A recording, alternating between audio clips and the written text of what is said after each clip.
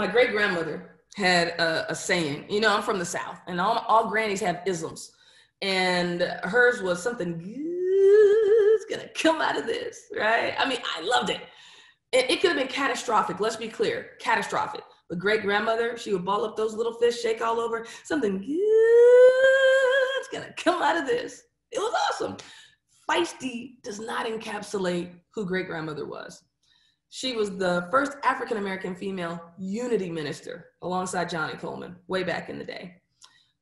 At a certain point, 40s, 50s, great grandmother decided it was time for a new car. So she drove herself down to the Cadillac dealership and bought a brand new car off the showroom floor.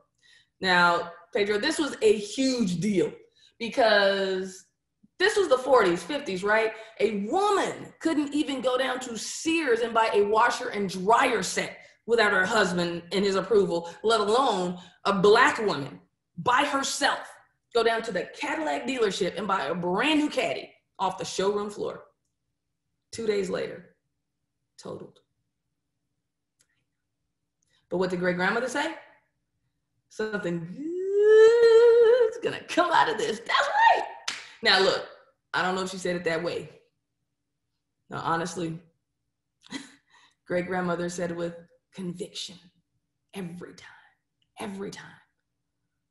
So as you go through this tough time, I am asking you, what's your live by phrase? What's your live by mentality, right?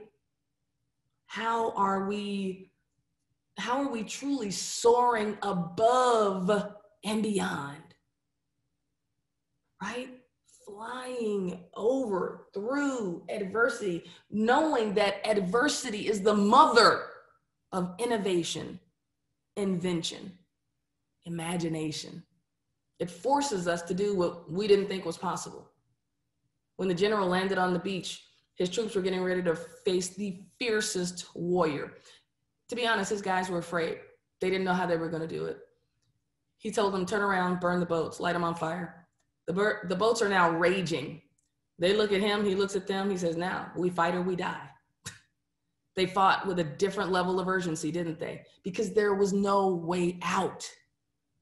If we can harness that type of urgency, especially during times like this, when we're going through things internally as an organization, we're going through things in our nation, our communities, it's times like these. Marissa Pinkola Estes said, do not fear, we were made for these times.